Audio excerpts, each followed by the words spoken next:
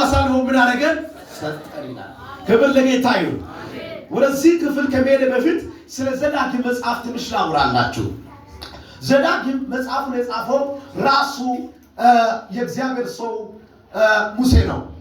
ዘዳግም ማለት ቋንቋው በጊዜኛ ነውና በእንግሊዘኛ ዲትሮኖሚ ተብሎ ይጠራል።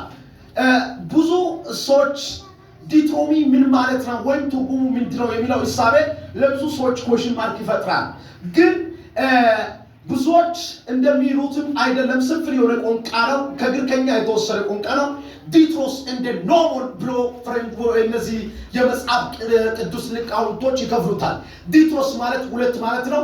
ኖሞስ ማለት ሕግ ማለት ነው።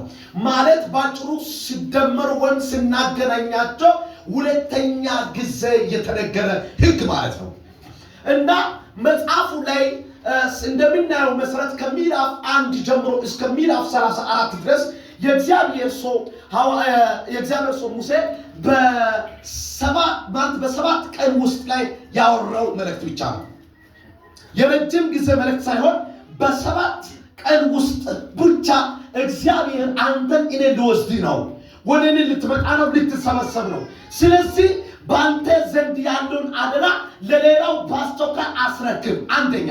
ሁለተኛ ደግሞ ሕግን የማያውቁ ኒው ጄኔሬሽን አዲስ ትውልድ ስለሆኑ በሚቀጥለው ምዕራፍ ላይ መኖር እንደሚገቡ ከዚህ በፊት ለአባቶቻቸው እንዳስተማርካቸው አሁንም ለነዚህ ሕዝብ የሚበቃውን አስተምሮ ስጣቸው ይላል።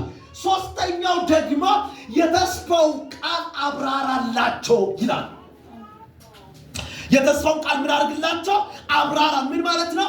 እዚህ ቦታ ላይ ኒው ጄኔሬሽን ብያቸዋለሁ፣ አዲስ ትውልድ የሚባሉ እነዚህ አዲስ ትውልዶች ደግሞ ከየት መጡ የሚለው ኮሽን ካላቸው እግዚአብሔር በእርግጥ ከግብፅ ሲያወጣቸው የነበሩ አባቶች እግዚአብሔር ከአለት ውሃ ሲያወጣ ባህርን ሲከፍል ጠላቶቻቸውን እንደ ድንጋይ ዝም ሲያሳይ፣ ይሄ ብቻ አይደለም። ከግብፅ ከመውጣታቸው በፊት እግዚአብሔር በግብፃውያን ዘንድ ያደረገው እያንዳንዱ ታምራትና ከዛም በፊት እግዚአብሔር ለአብርሃም፣ ለይስሐቅ፣ ለያዕቆብ፣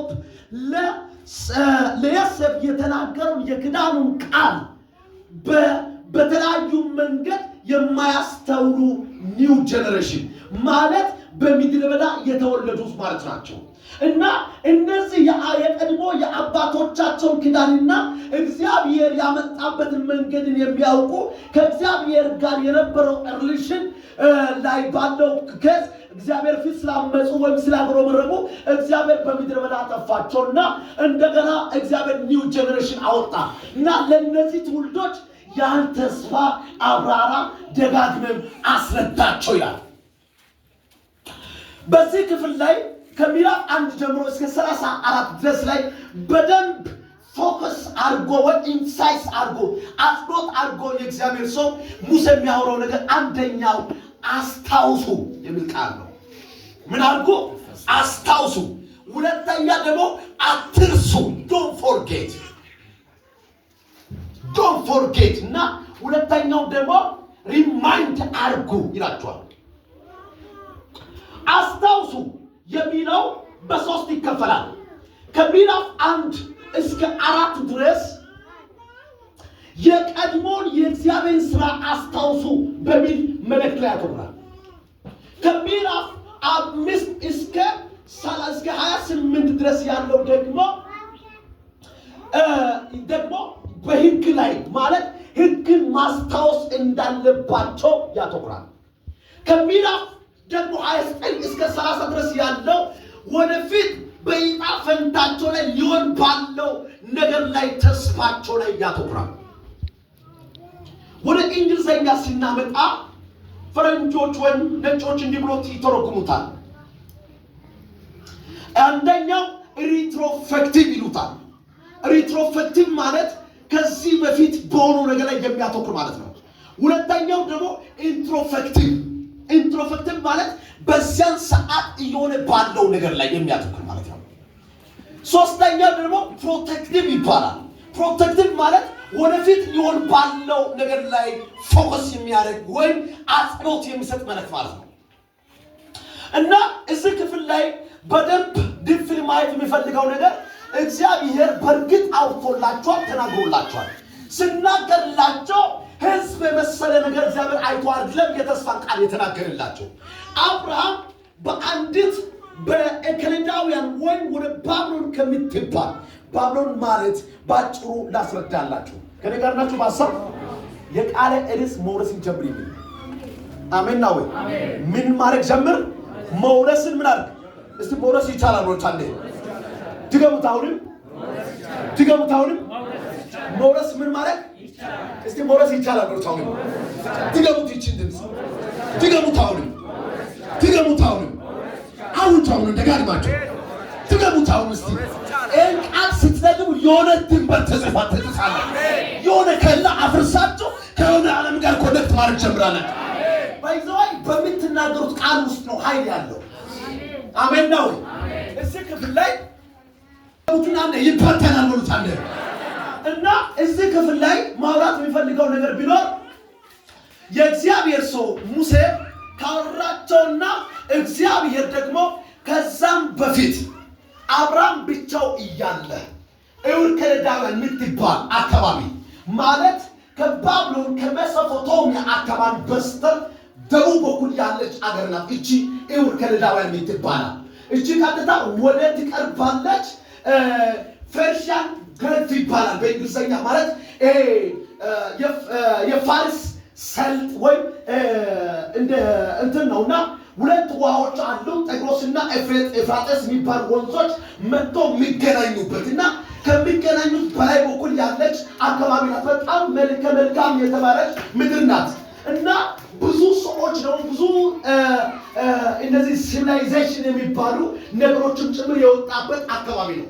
አካባቢው እቺ ባቢሎን የምትባለው ነገር የስልጣኔ የመጀመሪያ አካባቢ ናት።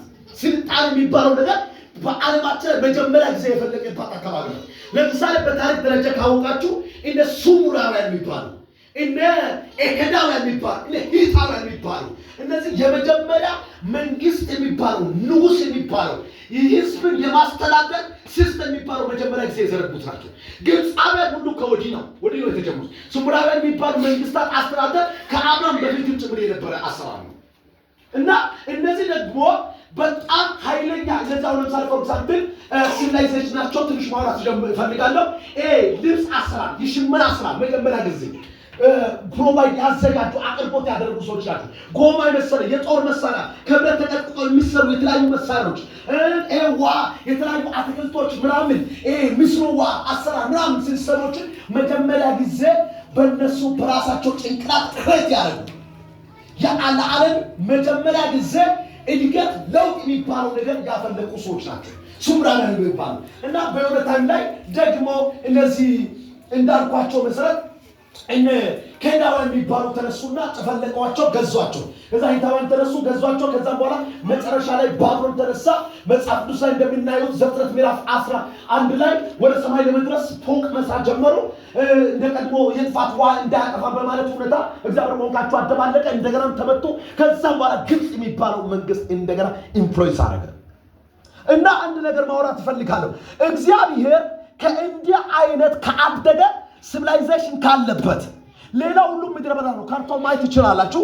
ጤግሮስና ኤፍራጥስ ወንዝ በሁለቱ መካከል ነው የሚያልፈው። ብዙ ልምላሜና ብዙ ምንጭ ያለበት ብዙ ሰዎች ለመኖር የሚፈልጉበት አካባቢ ነው። እግዚአብሔር ግን አብርሃምን ከዚህ አገር ምናል ውጣ ውጣ ሲል አንደኛ እዚህ ክፍል ላይ ውጣ እግዚአብሔር ሲል በስጋዊ ዓለም ላይ ለተሻለ ወይም የተሻለ ከተማ ለመስጠት አይደለም። ከሚገርመው ሂስትሪውን በደንብ ካወቃችሁ አብርሃም ወደ ካራ ምን ሆነ ወጣ የሚል ቃል አለ። ካራ ደግሞ ከባቢሎን በላይ በስተ ሰሜን በኩል ያለ አካባቢ ነው። እሱ ደግሞ በጣም ምድረ በዳና አስቸጋሪ የሆነ ሰፈር ነው። እግዚአብሔር ግን ምን ብሎታል? ውጣ ብሎ ምን ሰጠው? ትእዛዝ ሰጠው።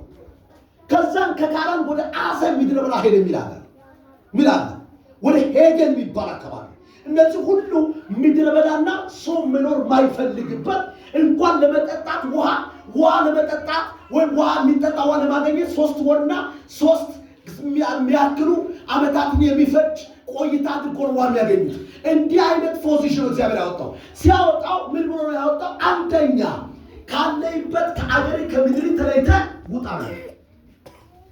ሁለተኛ እኔ አንተን እባርካለሁ። ሶስተኛ እኔ አንተን ምን አደርጋለሁ? አበዛለሁ። እግዚአብሔር እንደዚህ አይነት ትንቢት ሲያመጣ ሰውየው ጎልማሳ የ35 እና የ25 ዓመት ወጣት አይደለም።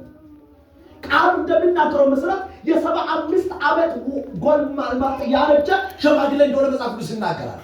አንድ ነገር መናገር ፈልጋለሁ። ኢየሱስ ጌታ ነው። እግዚአብሔር ሊሰራ ከፈለገ ያንተ የሆነው ማንነትን ካልኩሌት ያደርጋል። ኢየሱስ ጌታ ነው። እውቀትን፣ ዶክመንትን፣ ስራይን፣ ሲስተምን ያለበት ፖዚሽን እግዚአብሔር ካልኩሌት የሚያደርግ አምላክ አለ። እግዚአብሔር በአብርሃም ሕይወት ላይ የጀመረው የአንድ ቀን ስራ አይደለም፣ የሁለት ቀን አይደለም፣ የ3 ዓመት አይደለም፣ የ10 ዓመት አይደለም፣ የ20 ዓመት አይደለም፣ ወይም እስከሱ ዘመን ባለው እስኪሞት ድረስ ያለው አይደለም። እግዚአብሔር የጀመረው እግዚአብሔር እዚህ ቦታ ላይ ትንቢትን ሲያመጣ አንደኛ ካለበት አካባቢ ቡታሴ አንደኛ ፖዚሽን ይሰጣሉ። ፖዚሽን ማለት አገር ይሰጣሉ፣ ርስት ይሰጣሉ፣ ቦታ ይሰጣሉ። የራስን ከተማ ትቆረቁራለህ ያሉ ነው ያወጣው። አሜን ነው። 200 ካሬ አይደለም የሚለው 1000 ካሬ ቦታ ይሰጣሉ ብሎ ብሏል እግዚአብሔር ያወጣው። እግዚአብሔር ሲያወጣ ከተማ ይሰጣሉ፣ አገር ይሰጣሉ፣ መንግስታትን ይሰጣሉ፣ ሱልጣናትን ይሰጣሉ። ስለዚህ ብላ ውጣ። አሜን ነው።